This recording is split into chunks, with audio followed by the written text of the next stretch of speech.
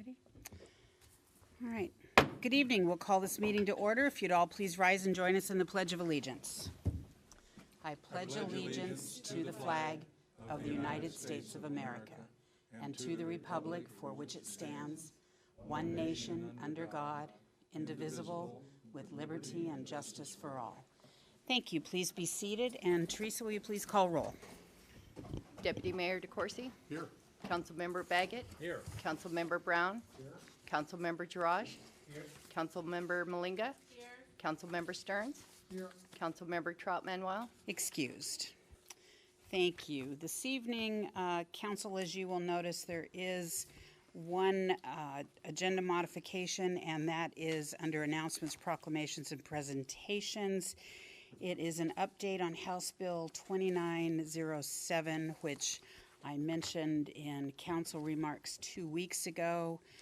House Bill 2907 is a payroll tax for counties with more than 2 million in population, which means it only impacts King County at this point. I did provide some handouts at each of your places. One of them, most of this is from SCA, Sound Cities Association. One of them is 2020 legislative update, and there's also House Bill 2907, Senate Bill 6669, business payroll excise tax handout. That was as of February 12th. And there is also from the Association of Washington Cities a hot sheet bills of interest. House Bill 2907 is not on the AWC list. They are not taking a position on it because it only impacts the 39 cities in King County and not any of the other 281, or none of the others of the 281 cities within our state. Wanted to give you an update, give you a little bit of a background on 2907. It is intended, to be a payroll tax for employers within King County that have salaries of $150,000 plus dollars. Now, it's not just regular salary. It could also be deferred compensation. It could be bonuses and several other items that could be considered stock options as well. Initially, this was something that large businesses, some of the C-suite executives from the larger employers within this state came together, or specifically within King County came together to talk about an assessment to help with homelessness and affordable housing. All well intended. This is intended, though, to be a regional approach to homelessness and affordable housing, and unfortunately, before this bill was dropped, there was no outreach to any of the other cities. Seattle and King County had been in negotiations, and the sponsors of the House bill, let me see, I've got it here. The lead sponsors were Springer and Macri. Springer is from the Kirkland area, Macri is the Seattle area. Also Fitzgibbons, Frame, Paulette, Cody, Chop, former Speaker Tarleton, who is the chair of the Finance Committee where I testified 2 weeks ago, Slatter, Doglio, Hudgens, Sen, Gregerson, Berquist, Dewar, Jesse Johnson, and Santos. And for some of those newer electeds, when it was brought to them asking for their support, the comment was included that this is a discussion starter. It has moved very quickly through the Finance Committee with one amendment that was approved. It was brought forward by, I'm not going to remember it right now. Anyway, she is representative in the 33rd, and she was very supportive of ensuring that specifically South King County be taken care of. And the amendment that she made was for insurance that sub-regional partners are involved in the discussion of where that money is allocated. Going back to what cities this would, or what employers would be impacted, there would be, let me see here, let me get it back out so I can read it specifically to you as it currently is written. So employee as defined in RCW 50A.05.10.010, and employee also includes individuals who are members of a limited liability company, members of professional limited liability companies, partners, other owners of pass-through entities, and sole proprietors. So that would include just about every employer within our communities. Now, the exemption would occur if you are a small business, which is defined currently as 50 or fewer employees. You would be exempt from this payroll tax if less than half of your employees made over the $150,000 threshold. But if you are a partnership and both of you in the partnership make in excess of $150,000, you would be subject to this payroll tax. There have been numerous updates on how the funding would be utilized. Initially, it was 43% of the dollars collected would go to Seattle. 57% would be allocated out amongst the remainder of the county. Of that, 50% would need to go to affordable housing, and only 10% would be going to behavioral health. Some of those things are still on the table in discussions. There is a working group that is comprised of some of the sponsors of the bill. I know Representative Springer and Macri are in those meetings. The lobbyists for some of our local cities have been included in those conversations. There are businesses that are brought forward, as well as labor and nonprofits. There are very few exemptions as to who would not be subject to this tax. One of them, oddly enough, being grocery. I don't know many people who make over $150,000 in the grocery industry, but the reason that that was put in there was because there was concern that this would be considered a tax on food.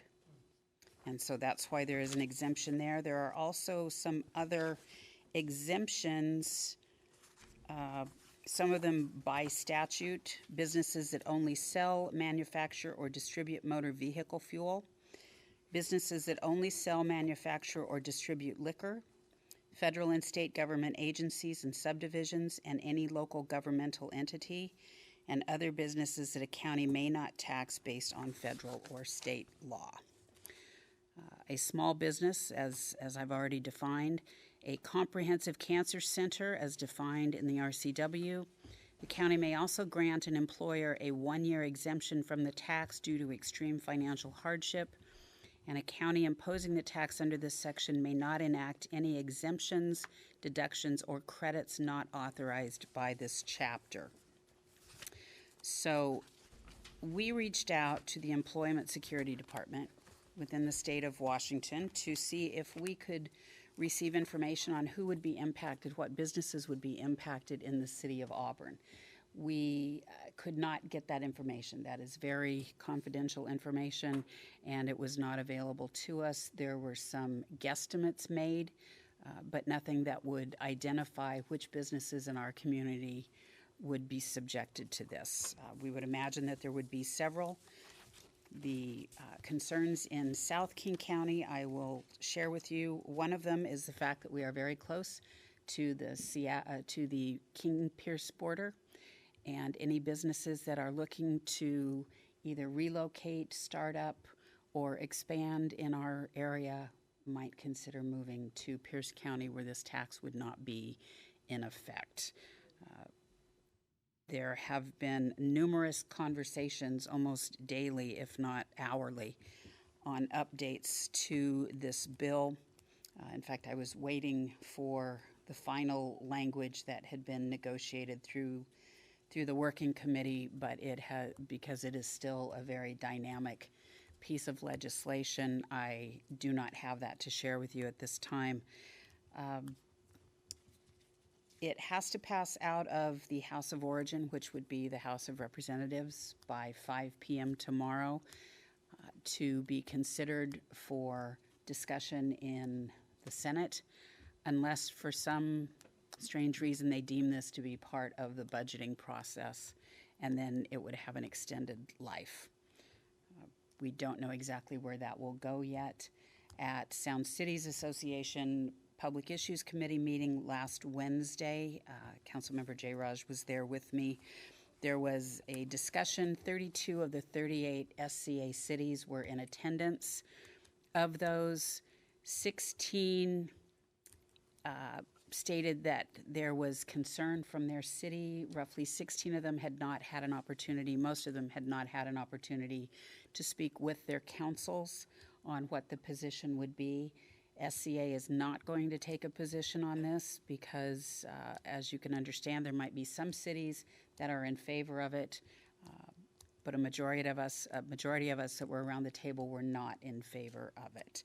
So I wanted to bring it to you this evening to answer any questions that you might have, get a general sense of how this council feels without taking a vote. We're not going to take a vote on it this evening, but if we choose to at some point in time, we could bring it back for either a resolution in support of or against this bill if it were to come forward to the state legislature in the Senate. So that was a very, very quick down and dirty overview. Do any of you have any questions that I might answer for you or any thoughts on this bill? Deputy Mayor DeCoursey. So we've spent, I know you spent an inordinate amount of time on this, and we've all heard, most of us have heard what's going on, and as we were down with City Action Days, we did have an opportunity to at least breach this with our representatives. This almost reminds me of kind of a regressive tax. I mean, we're looking at increasing business opportunities in Auburn and elsewhere, and like you said, Mayor, that there are other opportunities for businesses to go elsewhere, and they may choose to do that. You know, if you're looking in today's market that's highly competitive of how they're going to stay alive or make ends meet, they're going to make the best decision possible. And in many cases, those best decisions are where do I get the best tax breaks, and how do I grow my business from that standpoint. So hopefully we'll have enough of the representatives through tomorrow at 5 o'clock that will kind of see that, and maybe this will be defeated. But I, for one, would not be in favor of going forward with this, and I don't think it's the right thing to do. And I will tell you that it passed out of the Finance Committee specifically along party lines, much to the chagrin of some of the members in the majority, that they did not want to pass this, but we're having pressure for it. One other concern that I have is salary suppression. If employers are considering whether to provide salary increases to their employees, moving them up over that $150,000 threshold could have an impact on those decisions. Now it is, I think I failed to say, the payroll tax would be between 1/10 and 0.2%. So for someone with a salary of $150,000 a year, the tax that the business would pay would either be somewhere between $150 and $300 per year per employee. That's for anyone making $150,000. There has been talk of having a threshold of $5 million, considering that some of the CEOs in the area, while their salary may not be that significant, their stock options, deferred comp, and those types of things could be significant. And so there has been discussion as well of having a cap in there on how much of the salary or remuneration could be considered for this payroll tax. Councilmember Stearns. Is there, I mean, I'm trying to remember, but it sounded like there was some effort to condition this bill on preventing any other future taxes. Is that correct? There has been some desire, especially by business, as you can understand, to not want to be double and triple taxed. We have fought hard to ensure that cities do not lose their ability to impose a tax on businesses if they choose to or deem it necessary. There has been a great deal of talk about preempting any city from having a payroll tax of this same nature. I have made sure and have been very vocal about the fact that cities do not want to give up their rights as cities to impose those taxes with the challenges and the presentation that we received by Burke Consulting about what the opportunities are for the city to generate revenue. One of those could be a square footage tax or another type of B&O. There was also discussion of limiting the number of taxes that could be placed on a business to 2. So that would be the payroll tax by the county and only one tax that a city could impose. I argued that a square footage tax and a B&O tax are 2 separate things, and therefore they would be limiting our ability to do what legislation in the past has given us the right to do. So they are bringing that forward to the working group to ensure that that is not the case if there is a preemption in there. Thanks. I mean, my general feeling is that our tax structure in Washington is probably the most aggressive in the entire country. And, I mean, I agree wholeheartedly that homelessness and housing is a huge issue. And so I'm interested in this, but, wait further details to see where we go. Thank you. Councilmember Brown.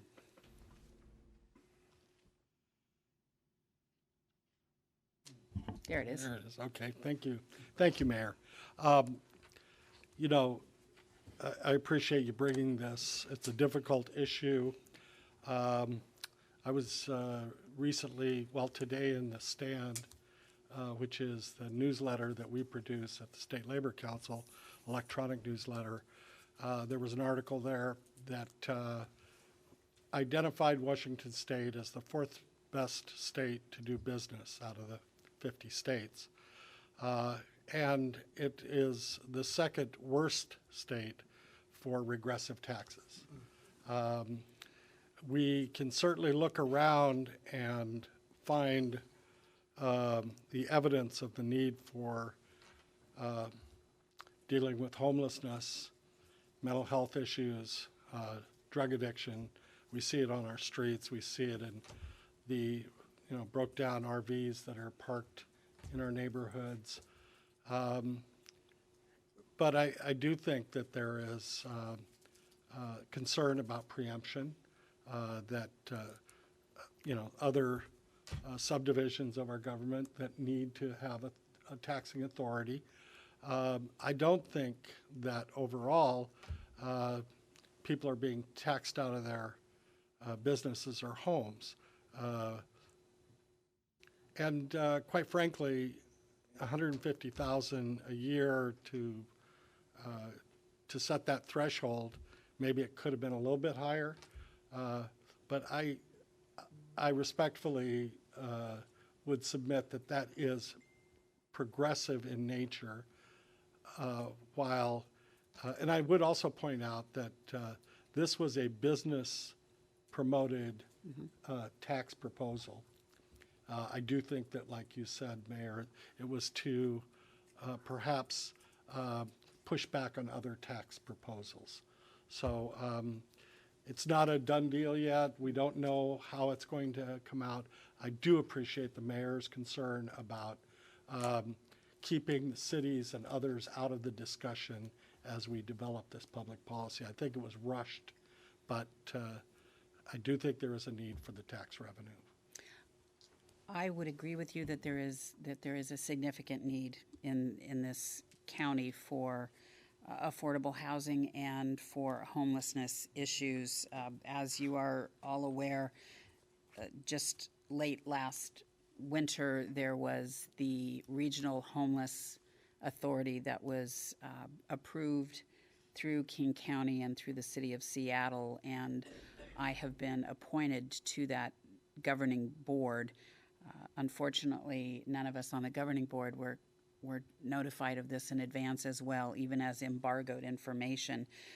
There are dollars that are being brought forward by King County and by the city of Seattle to this new homelessness authority.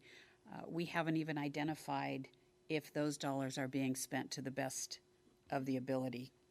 And so I do agree that we may need additional revenue, and definitely for building the 40,000 units of affordable housing that are needed within our region. I just wish that there had been, if you'll excuse the expression, slow your roll, so that we could be part of the conversation and be at the table in support of, as opposed to trying to play catch up. However, if this does pass out of the House and Senate Bill 6669 is approved, then I can assure you that I will be at the table every step of the way, kicking and screaming to ensure that South King County and cities outside of Seattle get their fair share, at the very least, to address the issues within our community. Councilmember Brown. Thank you, Mayor. And I want you to know, at least from this councilman, I will be there with you fighting that fight, because, and we have appreciated the work you've done around homelessness. You've been working on it for a long time, so thank you. Thank you. Other comments or thoughts from council before we move on? Is there, again, no voting to be done, and I'm making sure that I don't make our city attorney nervous. Comments that any of you would like to make, either in support of or just wait and see approach? Councilmember Malinga. I really appreciate you sharing the summary today of that bill. I am on the wait and see approach because I see both sides of the issue, and right now I don't know where I stand on it, but thank you for bringing that to our attention. Thank you. Deputy Mayor DeCoursey. Thank you, Mayor. Yeah, I think wait and see right now is the best thing. I mean, tomorrow we may know what's going on, but we may not. Have to see what happens there. And I don't want to make the impression that I'm against doing the things we need to do for both affordable housing and homelessness. I'm not. Right. I just don't believe this is the right approach to it. I think there's other opportunities we can look at. It seems always that as Seattle goes, so the rest of us go. And that's the backwards approach. Seattle's the name on the map. They're the ones that get the press, and the rest of us get press once in a while, but it's not always all about Seattle. We have to take care of our own. We have to make our own decisions here. And collectively, all of us together, really have to kind of strategize what is the best approach. When you're talking about the 40,000 units of affordable housing, which is the tip of the iceberg, this may or may not have any significant impact on that either. So I don't like to see things in the legislative process rushed. And I believe this process that they have gone through has been rushed. And my own personal opinion is I don't believe they've given it significant enough thought to really think it through carefully as to the impact and what it means, especially for those of us in South County. Thank you. All right, I will keep you all posted on what goes on. There could be changes to the definition of small business. There could be changes to the threshold.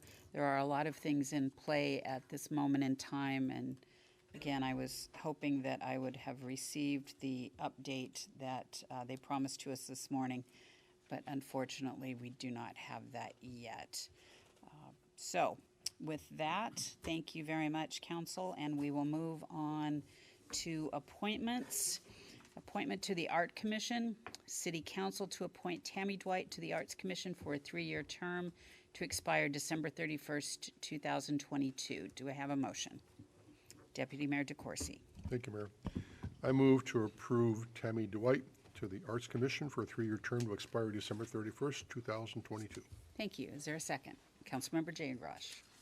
Thank you, Mayor. I second that motion. Thank you. Deputy Mayor DeCoursey, anything else you'd like to say? Just, we really appreciate Tammy coming forward and filling this position.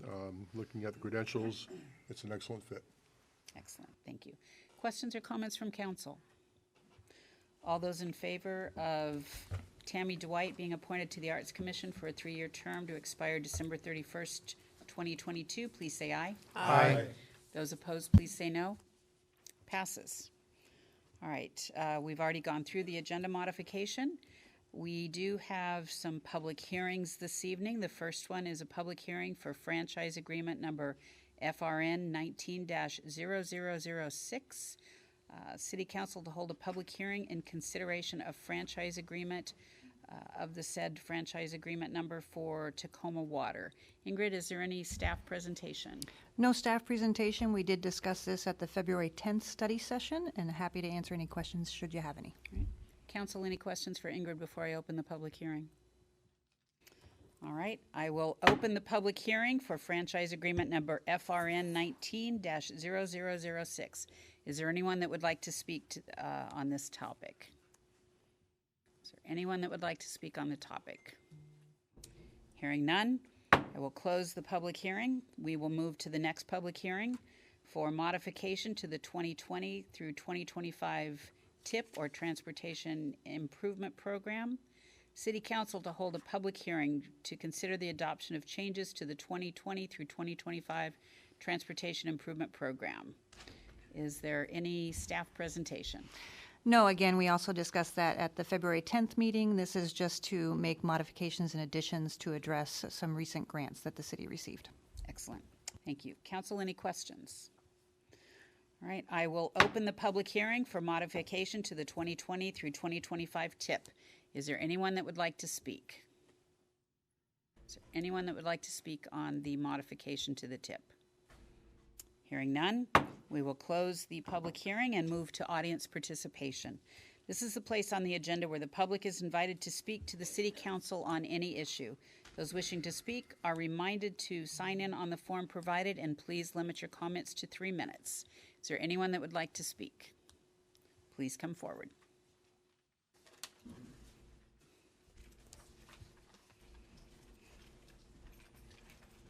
Yes, my name is Bob Zimmerman, 33029 46th Place South. Last meeting when Mayor Backus was mentioning things about living wage jobs and getting kids and started in the workforce, it's starting, start their employment career. Anyway, that kind of reminded me of when I was an apprentice right over here at the Boeing plant about 50 years ago. There was another kid there that was second-year apprentice. He was late to work at least once a week and sometimes 3 times a week. And I always had the same excuse: he's out of gas. And every time the foreman would tell us to do something, he'd say, he'd start to give a little speech, and he'd say, "You don't need to hear this. You're a farm kid. Go ahead and get started." About 10, 15, 20 minutes later, here this kid had come and start helping. And I always wondered, what in the heck is he telling that guy that I don't need to hear because I'm a farm kid? Well, I eventually figured out my dad started me pulling corn, weeds in the cornfield, crawling down, up and down quarter-mile long roads before I started school. And by the time I was in grade school, I was responsible to feed the calves. If you feed them twice, they're going to get sick and they'll probably die. If you don't feed them at all, they have tough consequences too. And I started thinking about what my wife told me about the kids that she saw over at the school where she worked at when she was a teacher's aide. And they had absolutely no responsibility or control in their behavior. The last year that she worked there, those kids were so out of control, they brought in an assistant to the principal to work full-time on behavior. The following year, they got rid of him and they started teaching these kids social behavior for a half an hour every morning. I had a niece that took her kid out of public school because she thought the behavior in classrooms were going to impact his education. And, you know, it's time that people need to get out of this crisis that they're in and start considering facts. You know, it's just unbelievable. A doctor told me lately, here recently, that I was one of the few patients that ever did what they were supposed to do. And I asked her, well, why is that, doc? And she says, well, most people don't do engineering thinking. You know, they don't identify a problem, they don't come up with a solution, and they don't follow through. And I said, well, what percentage do that? And she says, well, this is not scientific, but it's less than 20%. But anyway, it looks like my time is up. So if you address this critical thinking crisis and start considering facts, I think you'll solve a lot of the problems. Thank you. Thank you. Is there anyone else that would like to speak? Hearing none, we will move on. We have no correspondence this evening. Council ad hoc committee reports. Council ad hoc committee chairs may report on the status of their ad hoc council committee's progress on assigned tasks and may give their recommendation to the city council, if any. We have one ad hoc committee currently, that is finance, and Chair Baggett, would you like to provide your report? Thank you, Your Honor. Councilmember Stearns and myself comprise the Finance Committee, and we reviewed 152 pages of claims vouchers plus 10 wire transfers dated February 18th. The vouchers came to about $4 million, and the transfers came to about $3.8 million, for a total of $7.8 million. It was a very big week. The committee also reviewed payroll vouchers for the period January 30th, 2020 through February 11th, 2020 for approximately $2.4 million. Having reviewed these and not finding any discrepancies or having any questions, we submit to the council for approval. Thank you. Thank you. All right, we will move to the consent agenda. All matters listed on the consent agenda are considered by the City Council to be routine and will be enacted by one motion in the form listed. Do we have a motion? Deputy Mayor DeCoursey. Thank you, Mayor. I move to approve the consent agenda. Thank you. Is there a second? Councilmember Baggett. I'll second that, Your Honor. Thank you. Deputy Mayor DeCoursey. Well, tonight's consent agenda consists of the minutes of the February 3rd, 2020 special city council meeting, the minutes of the February 3rd, 2020 regular council meeting, and the claims and payroll vouchers as just described by Councilmember Baggett. Thank you. Questions or comments from council? All those in favor of the consent agenda, please say aye. Aye. Those opposed, please say no. Passes. All right, no unfinished business or new business this evening. We will move to ordinances. Ordinance number 6756, an ordinance adding chapter 9.14.050 to the Auburn City Code related to the assault of a police officer. Do we have a motion? Councilmember Stearns. I move to adopt ordinance number 6756. Thank you. Is there a second? Councilmember Brown. I second that motion, Mayor. Thank you. Councilmember Stearns. Okay. Sorry. So under the revised Code of Washington, RCW 9A.36.031, assaulting a police officer is a Class C felony, and that can be charged by a county prosecutor. If the county does not file charges, then cities are left with two options. They can either charge the suspect with assault in the 4th degree or with attempted assault in the 3rd degree, and both of those are gross misdemeanors. So to give the city of Auburn another bite at the apple, the new ordinance would create another gross misdemeanor that would allow the city to file misdemeanor charges against a suspect who assaults a police officer, code enforcement officer, parking enforcement officer, or animal control officer. Thank you. Questions or comments from council? All those in favor of ordinance number 6756, please say aye. Aye. Those opposed, please say no. Passes. Ordinance number 6760, an ordinance establishing the local sales and use tax rate for local revitalization financing for 2020. Do we have a motion? Councilmember Baggett. I move to approve this, Your Honor. Thank you. Is there a second? Councilmember Malinga. Thank you. I move to second that. Thank you. Thank you. Councilmember Baggett. Thank you, Your Honor. This ordinance levies a 0.0192% sales tax credit, not a new sales tax.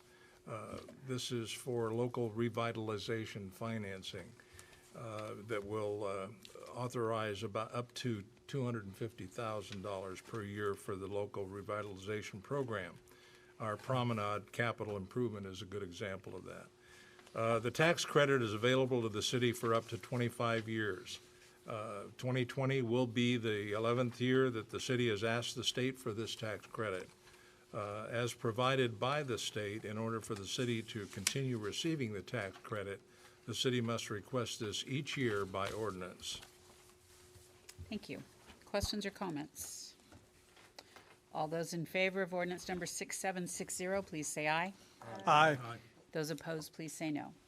Passes. On to resolutions. Resolution number 5498, a resolution authorizing the transfer of funds for the purpose of making loans from the general fund and/or the cumulative reserve fund to funds sustained by grants, fees, or tax credits between February 2020 and February 2023. Do we have a motion? Councilmember Baggett. I move to approve, Your Honor. Thank you. Do we have a second? Councilmember Jayraj. Thank you, Your Honor. I second it. Thank you. Councilmember Baggett. Thank you, Your Honor. This authorization is requested to enable the flexibility in managing the city's short-term funding needs in the Arterial Streets Program, Community Development and Block Grant Fund, and Local Revitalization Area Debt Fund Service. Therefore, this would provide for issuance of interfund loans with approval from the City Council. Thank you. Questions, comments? All those in favor of resolution number 5498, please say aye. Aye. Those opposed, please say no. It passes. Resolution number 5499, a resolution approving and adopting Addendum 1 to the Interlocal Cooperative Agreement for the creation of the Valley Special Weapons and Tactics Team, admitting the City of Des Moines as a participating member. Do we have a motion? Councilmember Brown. Yes, Mayor, I would like to. Oh, your microphone, please. Thank you. I'd like to move to adopt the resolution 5499. Thank you. Do we have a second? I'll second. Councilmember Stearns. Oh, okay. Councilmember Brown, would you like to speak to the motion? Yes, resolution number excuse me, I think I'm on the wrong resolution here. Resolution 5499.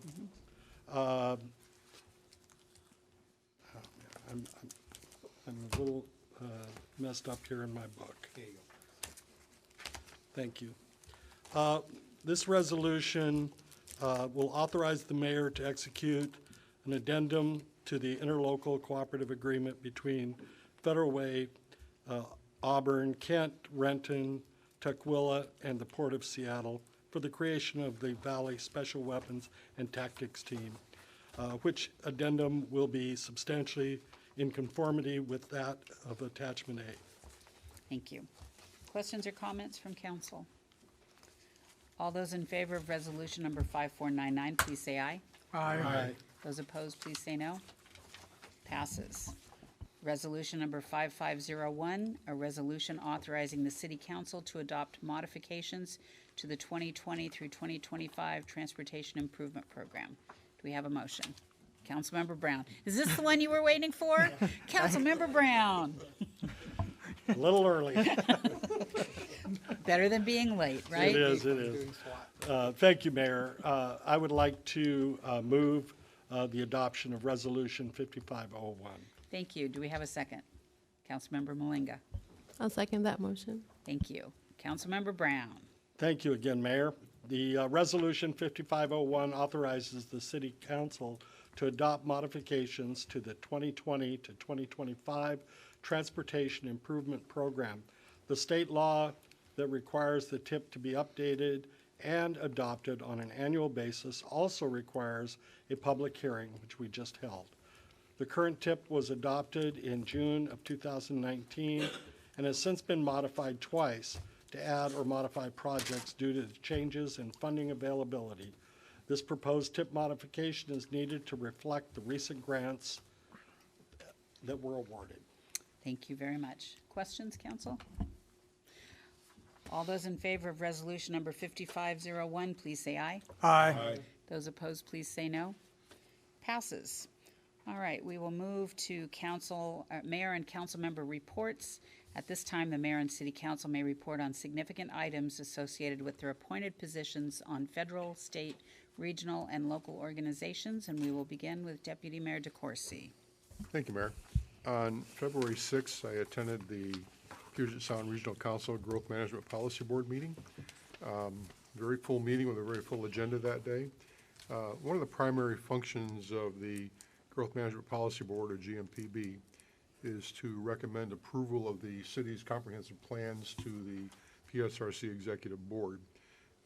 This last meeting, we reviewed the Black Diamond comp plan, and the board will either recommend full approval, recommend approval with conditions, which means that the submitted comp plan has some modifications that need to be made in order for it to kind of meet the context of both the state law and the requirements that PSRC has set forward for that, or not approve it.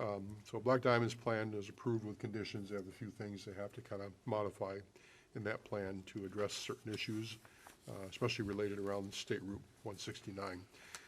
We also had a review of the Housing Incentives and Tools Survey, and a housing survey was conducted in 2009, and the survey was completed by 73 local jurisdictions, and looking at various items such as the incentives, tools, policies, housing types that are allowed by local governments, what tools local governments are using to meet the needs of their specific populations, how much new housing is being created as a result of use of incentives, and what local governments see as they need for successful practices and challenges and emergency opportunities for new housing strategies. So the recent survey that was conducted in 2019 as an update showed that there was a tremendous rise in the number of jurisdictions that have zoning that allows multifamily high-rises, which is a good thing. As we've seen here downtown, we have our own form of high-rises going up there. So we have a crane. So it's kind of nice to see that kind of development to do the upzoning and create more housing on less land that we have. Also had a state legislative update, so it's kind of the same issues we just talked about. One of the interesting things was that I was sitting next to Marty Kustra, who is the CEO of the Housing Development Consortium, and Marty gave a wonderful shout out and kudos to the city of Auburn. We were talking about affordable housing and the things that are happening within each local jurisdiction, and Marty specifically mentioned the inland construction project down on 277th and the need that Inland had with the State Finance Commission's award to the Inland Group of a housing finance credit, which required they started construction by the end of last year. And the city did Herculean efforts to kind of pull this project off, and they broke ground when they needed to break ground. So Marty just really recognized us in front of everybody, saying that yes, permitting in a shorter period of time can take place, and Auburn is the example of how you do it. So it was very nice to hear that comment from Marty, and we'll continue to go forward to get our shovels in the ground. Good, and pre-approval meetings are very much encouraged so that those that are submitting their applications know in advance what they need to submit, and that reduces a great deal of time in that permitting process. So thank you for that.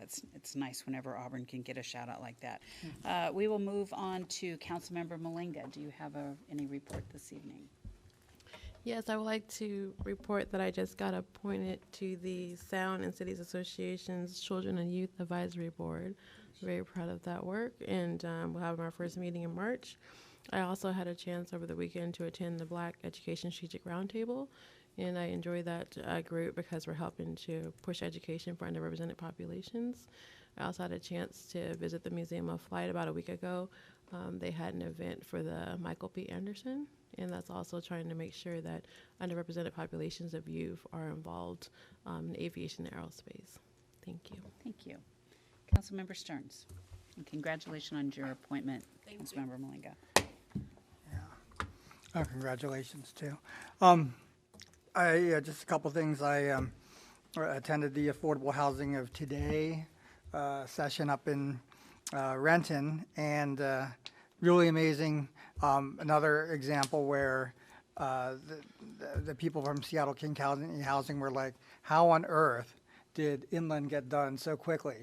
They said it was just amazing, and we received the awe of all the other cities attending. And also just want to point out that Jeff Tate gave an excellent overview of exactly how Inland worked. So that was fascinating. And I attended the grand opening of Federal Way's El Centro de la Raza, and the mayor gave some quite excellent remarks. And it's amazing what El Centro does. I've been fortunate enough to do work with them for years up in Seattle, so I'm glad they're down here in South King County. So that's what I got. Great, thank you. Councilmember Baggett. No report at this time. All right, Councilmember Brown. Thank you, Mayor. I want to thank the mayor for appointing me to the Valley Regional Fire Authority Board. It's going to be exciting, and I've already been scheduled for a fire ops. You will thoroughly enjoy that.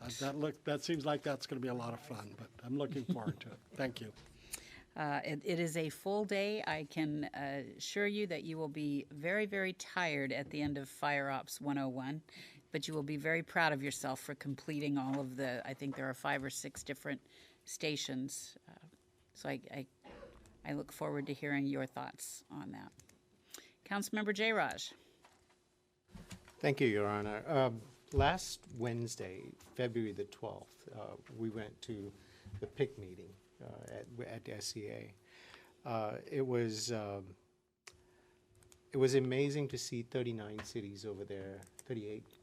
There are 38 cities. 38 cities, and everybody was pretty much in the same mind space kind of a deal, where most of them were surprised by HB 2907, like as we were too, and how fast it was moving. And I'm kind of glad that we have that committee to do a pushback on our legislature and say, hey, we may need to slow this one down a little bit and take a pause. That's what governments do. We move slowly. So. Not always. You've heard about Inland. We move move slowly when necessary. When necessary. Well, thank you, Mayor. There's sometimes it works in people's favor that government moves slowly. There are some situations you would not want government moving quickly. A few things. On February 5th, I attended the first day of the Leadership Institute of South Puget Sound. It was their first session. As many of you know, they have changed the format a little bit. It is 6 months of twice a month 4-hour sessions. The first one was held down at the Chamber of Commerce, and we have six members from the City of Auburn teams that are attending Leadership Institute this year. We typically have anywhere from 3 to 7 that attend. This year we do have 6, and I look forward to what they will come back and be able to implement within their individual jobs and help move the City of Auburn forward.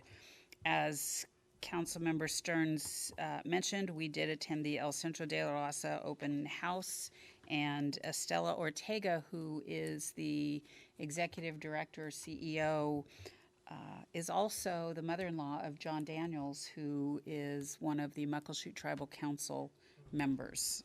And John has been a longtime friend of ours, and so it was of significance that we do have an opening of De La Raza in South King County to be able to provide opportunity for all people within our communities. And so I look forward to more closely working with Estella on issues that are significant in the city of Auburn. On Tuesday, February 11th, after a day of meetings, I attended the Pack the Gym at Auburn High School. This was a basketball game between Unified Auburn and Unified Kent high school teams. Those are special needs students, and it was probably one of the best basketball games I've ever had the opportunity to watch. It was very special to watch these young people, some of them being assisted up and down the court, but just the sheer delight on their faces as they made a basket, even if it took them 5 to 10 tries to make that basket. Some of them shooting far better than I ever could. But at that event, the City of Auburn Unified team received their gold medals from winning a recent Special Olympics tournament. And so it was a great deal of fun to be there. I only wish I could have invited the mayor of Kent to attend with me, since it was Unified Kent that we played that night. We did beat them 48-43. So, yeah, we should have made a wager, a legal one for a cup of coffee or something. But it was a really fun event to go and watch and cheer on at my alma mater. On Friday the 14th, there was the Nexus Youth and Families Valentine's Breakfast. It was a very early start. The doors opened at 6 a.m. Most of us were there between 6:15 and 6:30. And there's a lot of excitement now that the YMCA of Greater Seattle has partnered, or actually merged with Nexus to provide services in Auburn. And the Arcadia project will be opening, I believe, in May. That will be the opening of 16 units or 16 spaces for homeless youth and young adults in our community. So very excited by what that project will mean to our community as we continue to work with Nexus and the YMCA on homelessness for youth and young adults in our community. The South End Mayor's meeting this afternoon, most of the conversation was surrounding House Bill 2907 and how there are other bills and things that we should all be paying attention to, but it's kind of taken all of our effort. But we continue to monitor the streamlined sales tax to ensure that cities like Auburn and Kent continue to receive that mitigation funding when sales tax was changed from point of sale to point of purchase. With all of the warehousing that Auburn and Kent have, we used to receive the sales tax on anything that was warehoused in our two cities, and now the sales tax goes to whatever city the purchaser resides in. And so for Auburn, that is a loss of at least $2 million per year that is being mitigated. But when you consider that mitigation was determined at a time when we were going through the Great Recession, and the fact that sales have increased throughout the years, we aren't even kept up to the level that we would be if the streamlined sales tax had not gone through. So once again, it's a loss of revenue to the city of Auburn that we are trying to make up for over these many years. And so that's another one that we are looking at. A couple of things that are coming up that I would like to put on your reminder. Senator Claire Wilson of the 30th Legislative District will be holding her town hall at 10 a.m. Saturday the 22nd at Alpac Elementary School in Pacific. And on Sunday, February 23rd, Senator Mona Doss of the 47th will hold a town hall and community discussion at Green River College in the Cascade Hall, located on the first floor, I believe, of the Student Union Center. And then also our State of the City address is scheduled for Thursday, March 12th at the Auburn Avenue Theater with a 5:30 reception and a 6 p.m. start time. So hopefully you all have that or will have that on your calendars. And one other thing that I want to highlight here, I received this in the mail a couple of weeks ago.